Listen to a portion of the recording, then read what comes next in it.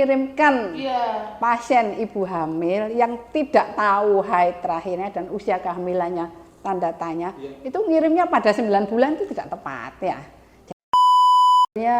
Setiap sesuatu itu kan ada pro dan kontra ya. Maksudnya ada plus dan minus, dua sisi ya. Dalam kehidupan dua sisi toh, yin yang jarene wong. Apa orang bilang itu kandungan lemah apa dan lain-lain itu ya. Bisa ada tandanya flek-flek gitu kan ya. Nah, itu kita berikan obat. Saya sendiri juga heran kalau ada dokter. Dok, ini aman ya? Aduh, aku ini dokter ya.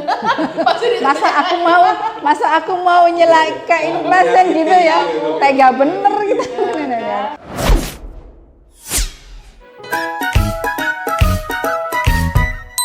Selamat pagi ya ini, pagi menjelang siang. Pagi ya, Mang? Iya, pagi ya. Udah pagi ya? Syutingnya pagi maksudnya. Syutingnya pagi. Iya, tapi tayangnya nggak tahu pagi apa siang. Ya, ini mau dilanjut? Kita jumpa lagi di Merspace ya, Mas Angga. Ya, kita jumpa lagi di Merspace. Hari ini kita kedatangan tamu. Iya. Itulah kita juga nih beliau. Tarik nafas aja. Nah, ada suara langsung aja kita ke dokter Dr. Agustini Rizky Dini Haria, spesialis obstetri dan ginekologi dari RSCM Sarimer, Surabaya. Dengan dokter Dini. Dokter Dini, panggilan saya kan. Iya. Dokter Dini, hai dok, apa kabar? Baik, Mbak Dina, Mas Angga. Oh, salah satu. Ya bener kan? Betul. Dokter, terima kasih ini sudah jadi narasumber kita di podcast. Setelah berapa lama? Setelah ditagih. Dokter, Lagi ditolak aku, Mbak. Iya. sakit nggak sih? Kenapa sih aku begitu? Memang sudah waktunya beliau. Maksudnya sudah tua kan. Emang berberapa? Masih seger gini. Lihat nih stylishnya beliau. Keren ya. Kita mau bahas apa nih hari ini? Kita bahas tentang ANC sama USG, Mbak. ANC itu apa sih? Nah, kita tanyakan nih. Oke, kita akan membahas seputar USG dan ANC. Iya, betul. Detail aja sih dok, simpel aja sih mungkin ya. ANC itu. Kenapa sih harus Oke, untuk pertama singkatannya dulu Iya, ya. betul. ANC, USG.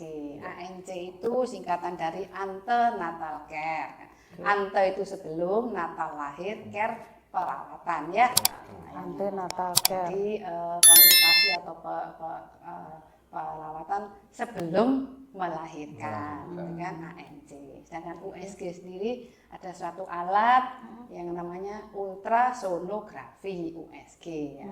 Satu alat pencitraan, salah satu alat pencitraan yang digunakan untuk memeriksa dalam hari ini kita konteksnya ibu hamil ya. Nah, itu tadi. Simpel ya. Simpel. Kepanjangannya. Terus apa? Tujuan. Jujur Sing yang dijawab itu ngomongnya. beneran.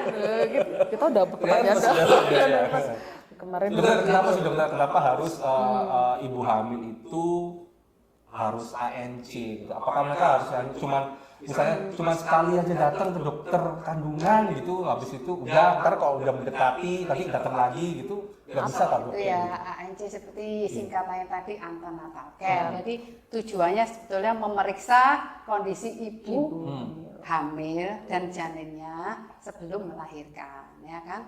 ANC bisa dimulai lebih awal ya. Jadi misalkan seorang ibu yang sudah terlambat haid ya, terlambat haid. Dia harus memastikan benar hamil enggak sih ini, apakah terlambat biasa aja. Kadang ada orang haidnya memang enggak teratur ya kan. Jadi itu dia harus memeriksakan diri ya kan, apakah terlambatnya ini ada apa sih, sesuatu yang memastikan sesuatu yang membahayakan atau tidak, itu salah satunya ya kan. Jadi sebetulnya secara global, secara umum tujuan antenatal care itu adalah supaya ibu hamil dan janinnya itu dipastikan kondisinya baik selama kehamilan dan nantinya pada saat persalinan juga mendapatkan perawatan persalinan yang baik, yang layak, sehingga ibu hamil dapat melahirkan dengan baik, dilayani dengan baik, bayinya juga kondisinya nanti baik, sehingga seperti tujuan utama Indonesia atau negara lain bahwa menurunkan angka kematian ibu dan bayi. Goalnya nantinya itu. Goalnya ke sana. Endingnya seperti itu. Goalnya ke sana, tujuannya tadi ya. Jadi memang ada syarat nggak sih dok untuk pemeriksaan ANC ini berapa kali selama kehamilan untuk bertemu Minimal. Minimal ya. Kalau aturan dari pemerintah ya. Aslinya itu kan kehamilan dibagi 3 periode ya. Trimester 1, trimester 2, trimester 3. 3 bulan pertama, 3 bulan kedua, 3 bulan terakhir ya kan. Jadi kalau ideal ya 3 bulan ya, ideal, kita ngomong ideal.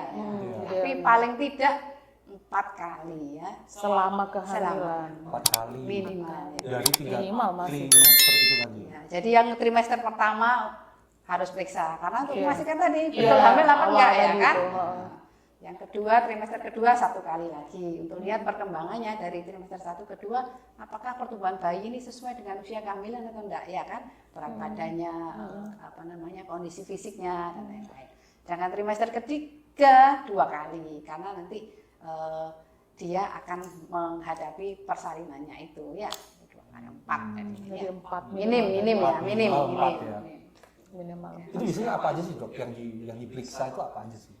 Sebetulnya ibu hamil itu kan sebenarnya bukan orang sakit juga ya, Iya. orang normal yang hamil ya Iya. kan. Jadi ibu dan bayi yang di dalam. Jadi terutama yang diperiksa ya ibunya dan bayinya ya kan. Seperti pada umumnya dokter kandunganmu ya seperti itu. Jadi artinya ibu datang ditanya dulu apa keluhannya, kondisi haid terakhirnya kapan gitu. Kemudian setelah keterangan kita peroleh, kita periksa ya. Kita periksa sekarang dunia demikian canggihnya sehingga dulu mungkin cuma dipegang-pegang perutnya ya. Dipegang perutnya, dilihat ini letak kepala apa nyungsang gitu, terus didengarkan detak jantungnya kan gitu ya. Sekarang ada alat canggih USG kan. Dengan pencitraan USG kita bisa langsung melihat kondisi bayi real time. Artinya saat itu juga. Nah, itu tadi Mas. Kadang kan kalau kembali ke tadi dokter bilang, kalau tanya kapan terakhir haid, yang lihatnya ke suaminya, Mas kapan? Sering nggak ya? Nah, pada tanya-tanya, jadi antara ditanyakan terakhir haid kapan lupa. Nah, ini kan untuk memastikannya tadi dengan alat USG bisa ya. Betul, tapi itu ada syaratnya. Jadi usia kehamilan paling baik dilihat pada trimester pertama dengan USG loh ya. USG, betul. Dengan USG pada trimester pertama atau paling nggak awal trimester kedua ya. Jadi seorang ibu ya sebaiknya sih ya ingatlah ya, apalagi kalau saya sendiri juga heran kalau ada pasien anak pertama sudah nggak hafal haid terakhirnya bingung kan. Yang dihafal apa mari gitu. Jadi umur kehamilan itu penting untuk dipastikan ya, karena apa? Karena nanti pas saat sudah 9 bulan ini ya kalau pas waktunya lahir, dia lahir sesuai harapan kita. Tapi kalau mundur-mundur kan kita nggak tahu ya. Jadi apakah ini sebetulnya pasien ini sudah lewat taksiran atau belum ya kan? Karena pada saat sudah lewat taksiran, sudah lewat agak lama, kita juga concern terhadap air ketubannya masih cukup nggak? Gitu. Hari-harinya apakah pengapuran banyak atau enggak? Bayinya sendiri kondisinya bagaimana? Kan seperti itu. Makanya itu dokter, itu tadi di USG katanya bisa dilihat bahwa usia kehamilan itu berapa. Berarti bisa di situ kalau misalnya lupa tuh tadi biasanya kamu terakhir lihat kapan, nah itu berarti di USG itu bisa ketahuan ya dokter. Bisa, makanya tapi syaratnya paling baik untuk melihat usia kehamilan itu pada trimester pertama atau awal trimester kedua. Jangan gini misalkan ya, orang sering-sering datang sudah 9 bulan gitu bilang, "Dok, saya sebenarnya kapan sih waktunya melahirkan?" Ada banyak gitu. Jadi datang ke dokter kandungan sudah usia trimester ketiga? Iya, bukan hanya trimester ketiga, kadang sudah 9 bulan. Kalau saya tanya, sebenarnya sudah lewat belum Bu? Kayaknya iya dok, kan bingung dokter. Nah itu kalau seperti itu apa yang harus dilakukan sama dokter? Rasanya gini ya, tidak tepatnya yang saya bilang tadi kalau trimester ketiga, apalagi sudah 9 bulan ya. 9 bulan. Itu gini, pada orang hamil 9 bulan, bayi itu bisa berat mulai 2,5 kg, bisa sampai 4 kg, 4 kg bisa kan ya. Melahirkan kan ada yang bayinya kecil, 2.700 misalnya, tapi juga ada yang besar sekali ya kan. Nah, USG kalau sudah trimester ketiga itu sebenarnya lebih melihat taksiran berat bayi itu tadi. Oh gitu. Ya. Jadi kalau tidak tepat orang datang atau misalnya tenaga kesehatan lain, misalnya bidan, perawat, dokter umum mengirimkan pasien ibu hamil yang tidak tahu haid terakhirnya dan usia kehamilannya tanda tanya, itu ngirimnya pada 9 bulan itu tidak tepat ya.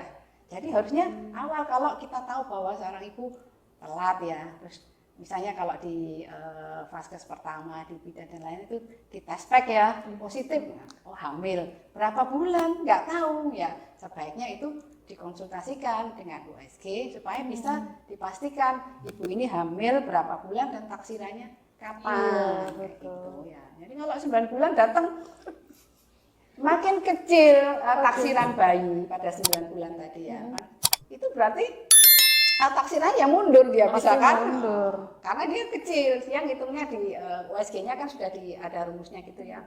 Ya akan mundur. Tapi bayi yang besar-besar taksirannya bisa maju malahan kan? Bisa logikanya bisa ditangkap nggak? Bayi yang saya 2 kilo 7 on bisa jadi Itu bisa mundur. Tertulis di USG-nya ya. Tapi bayi yang besar bisa malah lebih maju. Makanya USG pada trimester ketiga, apalagi sudah 9 bulan, tidak tepat sebetulnya untuk mengetahui usia kehamilan yang benar. Untuk menentukan usia kehamilan yang benar pada saat kedatangan 9 bulan. Dan taksiran persalinan. Nah, taksiran persalinan. Tapi juga tidak tahu historinya juga ya dok ya. Maksudnya trimester pertama apa segala macam kayak gitu. Tiba-tiba ujuk-ujuk itu. Lah aku lali. Ujuk-ujuk 9 bulan. Kamu terakhir haid terus dihitung manual sendiri ya berapa kan hitungannya ada yang week, ada yang month tuh ya, ada yang bulan ya. Sebetulnya nggak apa-apa sih, weeks atau month kan sama aja ya kan. Orang hamil normal itu biasanya hitungannya 40 minggu. 40 minggu. Jadi tidak seperti orang awam mungkin kalau ngitung 9 bulan. Ya berarti 40 minggu kan 9 bulan lebih ya. Nah iya betul ya, kan ya. Makanya kalau orang awam ya sudah ngomong bulan aja lah. Ngomong bulan aja. Bingung. Soalnya kadang-kadang kan ya nih 14 minggu, 25 minggu. Berapa gitu lagi. Dibagi 4. Padahal setiap bulan itu ada 4 sampai 5 minggu kan. Nah, idealnya memang enaknya sih minggu ya. Ya kalau rajin menghitung, kalau lupa kayak tadi, kayak lupa haidku terakhir kapan, terus kira-kira kehamilan kapan ya manual, ilmu kira-kira. Kayaknya malah lebih tahu suaminya dia. Betul ya? Gitu ya? Aku kapan telatnya gitu ya? Mesti tanyanya ke podcast kita sebelumnya mbak, dengan dokter Agung itu kan juga bilang gitu kan, kapan nih menstruasi terakhir kan banyak tuh pasien juga bilang seperti itu gitu, akhirnya dia kelihatan sama suaminya kan gitu kan gitu. Berarti memang bahaya lagi, bener kan? Ada apa? Sama aja iya. Si haid siapa? Tanya suaminya. Betul. Dokter, kalau USG ini, USG itu dengan kondisi ibu hamil itu apa tidak ada efeknya atau apa gitu enggak ya? Sebetulnya setiap sesuatu itu kan ada pro dan kontra ya. Maksudnya ada plus dan minus, dua sisi ya. Dalam kehidupan dua sisi toh yang ya cuman kita dalam dunia kesehatan itu kan melihat apakah manfaat sesuatu alat dipakai itu lebih banyak daripada kerugiannya kan gitu ya. Obat apakah manfaatnya lebih banyak seperti itu. Jadi USG ini sebetulnya karena amannya satu dia gelombang suara ya, bukan radiasi sinar X itu kan ya. Nah, dari gelombang suara. Tapi yang tidak didengar tidak ultra ya karena ultra. Nah, itu sudah alat USG ini sudah dikondisikan untuk ibu hamil itu memang di setting tertentu, frekuensinya berapa, ini anunya berapa, panasnya itu jadi alhamdulillah insya Allah aman. Ya. Sudah dikondisikan untuk ibu hamil sehingga pencitraan dengan USG ini aman untuk ibu hamil sejauh ini. Kalau misalnya dilakukan kayak tadi ANC setiap bulan gitu tuh kan pasti ada USG kan gitu. Iya, jadi kan gini ANC, kembali ke ANC ya. ANC. Selama 9 bulan tuh kalau mau ideal kan tiap bulan sebulan nanti pada saat usia 8 bulan jadi 2 minggu. 2 mingguan sekali. Setelah 9 bulan malah seminggu sekali ya, karena begitu kita ada, karena kenapa? 9 bulan itu bayi sudah viabel, artinya sudah cukup ya, tinggal tunggu waktunya ya kan. Jadi kalau ada apa-apa, kita bisa segera melakukan tindakan, makanya seminggu sekali ya. Sambil setiap kali kan kita juga memberitahu ibunya, perhatikan gerak anaknya, bagaimana ya kan. Dokter kan seminggu sekali, sebulan sekali ya paling enggak ya. Nah ibunya yang ditinggali tiap hari di sini kan bisa hafal gerakan anaknya ya kan. Biasanya gimana polanya dia, aktif enggak, kalau berkurang loh, kenapa kita harus bisa tahu kenapa kok berkurang kan? Ada pemeriksaan lebih lanjut lagi ya dok ya? Iya. Saya mau tanya-tanya agak ini deh, boleh ya dok ya? Boleh, silakan. Apa ini? Dia harus tutup telinganya. Enggak lah, harus terbuka lebar, harus tahu lah. Tadi kan aku hampir berkali-kali bilang ibu gitu kan, karena beliau ini juga sosok ibu di RC Kendang Sarimer, beliau dulu juga direktur RC Kendang Sarimer. Jadi kami kalau manggilnya ibu Mas Angga. Tadi belum balik saya ibu, udah terbiasa mulut ini. Ya maaf ya, karena udah terbiasa gitu lah. Dokter, kenapa sih suka dengan bidang tentang kandungan ini? Maksudnya gimana? Awal terjun ke Bidang objin ini ya. objin. Ya, sebetulnya saya sendiri juga seorang ibu ya. Pada saat ambil spesialis saya sudah punya 3 anak. Oh gitu. Betul. Jadi nggak langsung ya. Langsung lihat dulu lulus dokter, kemudian ke daerah. Saya kebetulan di Kabupaten Hulu Sungai Utara di Kalimantan ya. Nah, situ kan ya, tahun berapa ya? Tahun 91 kalau nggak salah ya. Lumayan lah sana. Ya itu Ke Kalimantan itu. Melihat bagaimana ibu-ibu hamil, mungkin saat itu karena memang transportasi juga belum ini ya, belum bagus seperti sekarang ya. Jalan ke ibu kota juga ya. Tapi di kabupaten sini kan Kalimantan kalau kan jadi sungai ya kan. Kadang-kadang seorang ibu hamil yang kesulitan untuk. Tapi sampai sekarang kayaknya ya dokter ini suka dengan dunia. Ya benar ya sih. Ini buka rahasia. kan mengulik dia bingung nih. Iya kan banyak yang tanya kok dokter Dini ini selalu lihat stylenya tetap muda, still young kayak aku gitu. Sama musik, Mbak. Sama Oh musik. musik, oke. Satu lagi, sepak bola. Saya kan di depan itu, Mbak. Sepak bola. Sepak bola, dokter. Gimana? Suka sepak bola. Bola. Klub apa dulu nih? Klub apa dulu nih? Sepak bola terutama ini Inggris dulu ya. Oh. Oke. EPL. Mas apaan sih? Premier League. Yang cowok bola soalnya. Dia malah jangan kan dia, suami saya juga nggak suka. yakin dong. Yang suka bola saya Oke. Kalau di rumah nonton bola sama sendiri. keluarga sih apa? Nggak ada yang suka. TV milik sendiri. Nggak akan ada yang nggak ada Tadi juga bisa, Mbak, di internet gitu. kurang Ya, asuh, betul. nggak bisa teriak-teriak gitu. Iya. Tuh, nanti kalau final nobar ya kan. Masih gitu juga. Masih dong. Keren banget ya. Musik, Masih Mbak. muda. Musik, Mbak. Biasanya lagu aja, Mbak. Iya. Di tempat duduk gitu. Aku kadang dengar kalau misalnya Saking kerasnya ya. Komplain ya. soft rock gitu loh. Jadi Bon Jovi, Kan? Smith, gitu gitu lah. Memang. Wah, boleh juga ini. Pernah ya pengalaman.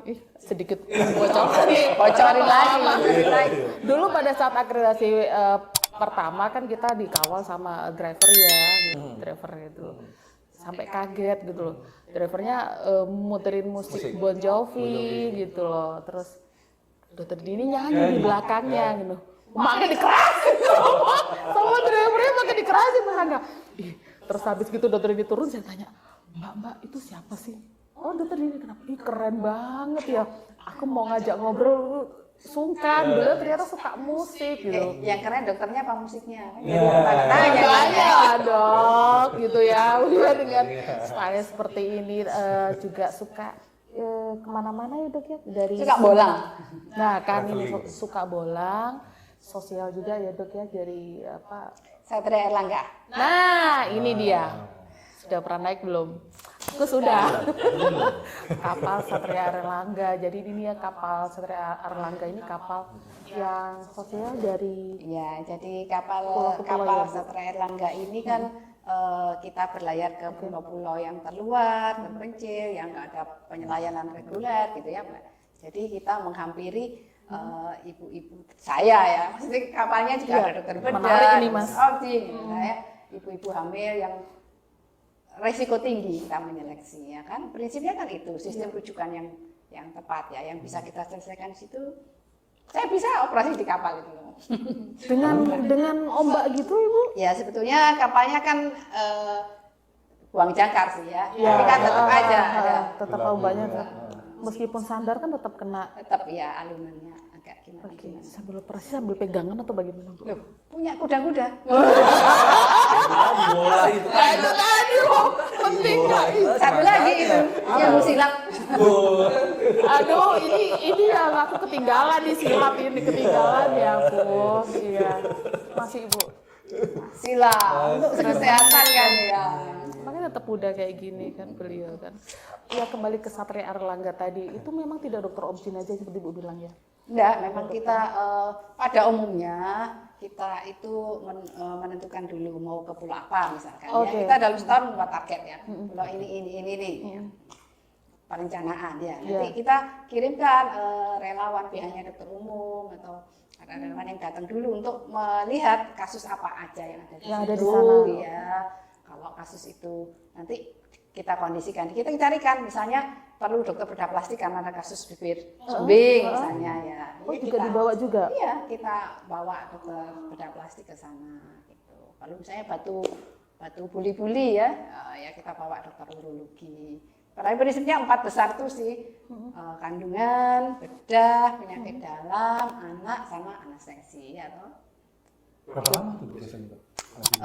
Biasanya satu pulau itu ya paling lama seminggu lah satu pulau. Tapi kan rentetan Indonesia Timur tuh banyak sekali pulau-pulau kecil-kecil ya. Jadi Iya, tidak bisa dijangkau. jadi kita datang satu pulau ini, pindah pulau ini, pindah gitu.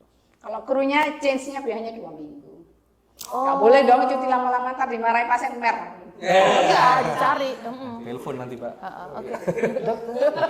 Jangan cuti lama-lama dong.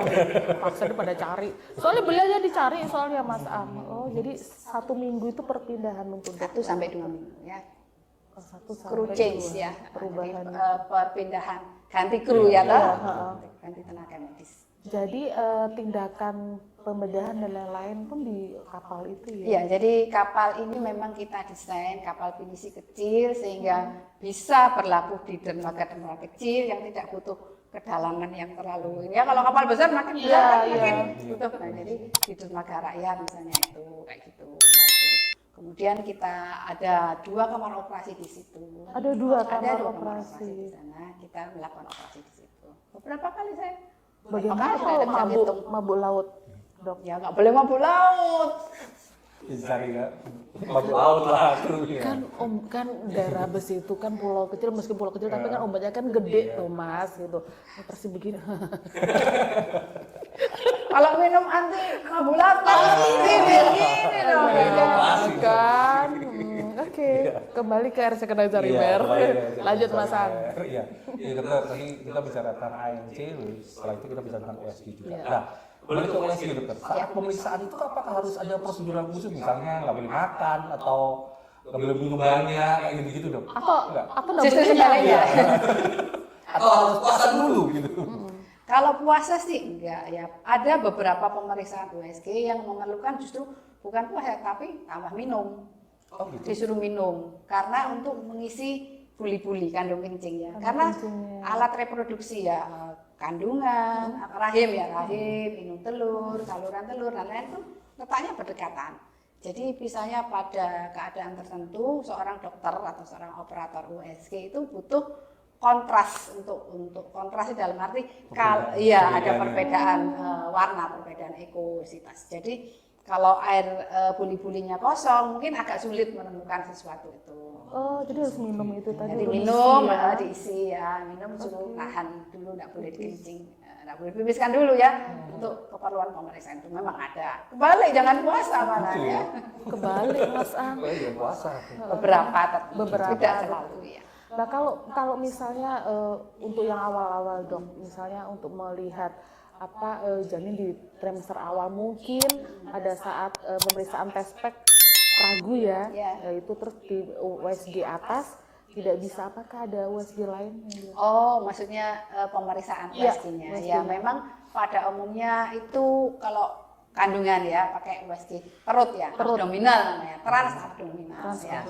Tapi beberapa kasus misalnya hamil muda atau ibunya gemuk mungkin ya, perutnya lemaknya segini tuh ya.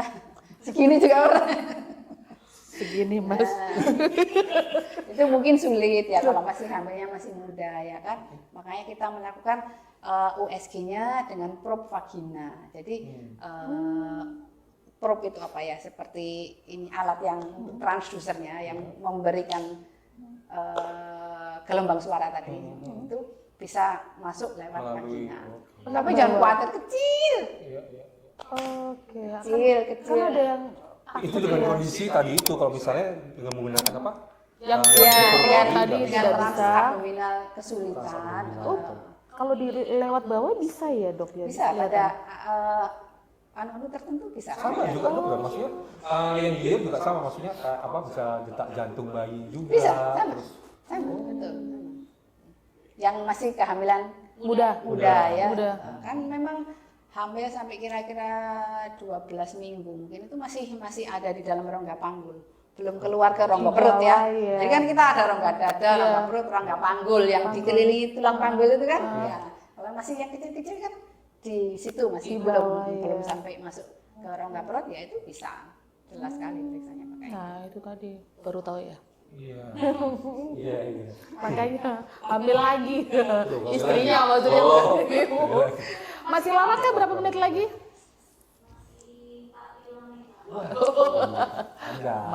Masih 4 sampai 5 menit, bukan 45 menit. Kurang 5 menit. Ayo sebelum closing Mas. Sebelum closing. Silakan Mbak, apa Mbak? Iya.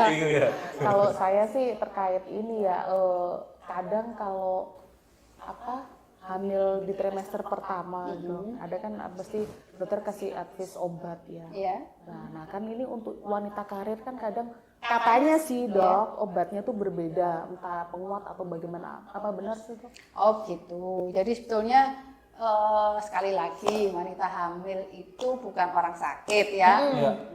Orang biasa nih, tapi hamil ya. Hamil sendiri kan kondisi fisiologis, artinya kondisi normal ya kan.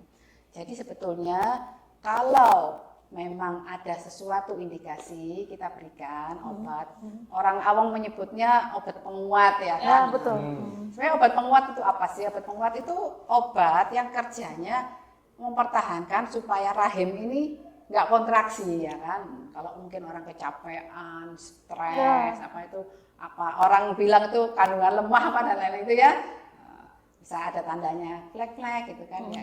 Nah, itu kita berikan obat penguat tadi. Itu maksudnya supaya rahimnya diem, nggak kontraksi mengeluarkan bayinya. Kalau keluarnya kan jadi keguguran kan ya. Nah, jadi mencegah supaya nggak terjadi keguguran. Nah ini banyak sekali mitos kan Mas Ang, takut tuh dikasih penguat apa-apa. Tapi kan sudah ada advice dari dokter kan seperti itu. Takut kena baby. Nah kena baby, dia macam-macam gitu loh. Semua atas indikasi ya. Saya sendiri juga heran kalau ada dokter. Dok ini aman ya? Aduh, aku nih dokter ya. masa aku mau nyelakain pasien gitu ya. Tega bener. Kan? Ya insya Allah kalau dokter memberikan sesuatu itu selalu atas indikasi ya. Nggak ngawur lah ya. Pasti, nah itu tadi atas indikasi ya. Heran sekalian, jadi jangan khawatir. Pasti dokter kan nggak mungkin resepnya berbeda gitu kan. Ya, closing ya? Tidak closing. Sudah closing, sudah 5 menit udah. Ya, kita udah di ujung. Silakan dok, mungkin. Take home message ya. Take home message. Keren banget kan, nggak salah ya gitu. Silakan dokter. Jadi ibu-ibu sekalian atau yang mau calon-calon ibu ya pada umumnya kita dokter kandungan ini atau tenaga kesehatan lah ya menganjurkan bahwa kalau hamil ya atau curiga hamil gitu ya, dipastikan untuk ke tenaga kesehatan, terserahlah, bisa bidan, bisa dokter umum, dokter spesialis, ya kan, makin banyak ilmunya tuh ya makin tinggi gitu ya. Jadi untuk memeriksakan, jadi misalkan terlambat bulan, pastikan dulu hamil atau tidak. Jadi ANC dan USG tadi gunanya satu, paling tidak menentukan benar hamil atau enggak ya. Kedua, kalau memang hamilnya satu apa dua misalnya. Kemudian ketiga, apakah usia kehamilannya sesuai dengan haid rahimnya tadi, ya kan? Selanjutnya, apakah kondisi pertumbuhan janin tiap bulan itu sesuai ya? Jadi harusnya nambah jadi sekian kilo, sekian gram itu sesuai atau tidak? Karena nanti makin dini diketahui ada sesuatu, makin baik kita bisa menanggulanginya. Sehingga ibu ini diharapkan kehamilannya baik sampai 9 bulan, dapat melahirkan dengan baik juga, bayinya kondisinya baik, jadi nanti insan generasi mendatang untuk Indonesia yang cerdas ya. Iya. Terima kasih dokter. Terima kasih banyak dokter atas kurang panjangnya yang diberikan. Mau tanya juga Mbak tadi. Apa sih? Kesannya saat jadi dokter kayak gitu, cuman mungkin next ya. Kita harus undang lagi nih Mbak gitu. Tapi kita bisa nggak sih kira-kira kita podcast di Satria Erlangga? Wah keren. Boleh ya. Mantap. Belum pernah dia ya. Iya. Kita udah mabuk-mabuk, udah pusing-pusing. Iya, boleh ya. Oke, nanti kita undang. Boleh, nanti kita podcast di sana. Boleh lah nanti kita interview juga dengan kru di Satria Erlangga juga, karena benar-benar menyenangkan. Memang berbagi itu menyenangkan ya. Betul. Itu Mas Aga harus gitu. Oke. Ya, sampai jumpa di Merspace kita selanjutnya dengan narasumber-narasumber yang menarik, dan saatnya kita pamit undur diri. Sampai jumpa di Merspace selanjutnya bersama saya Dina dan Angga. dah, salam sehat selalu.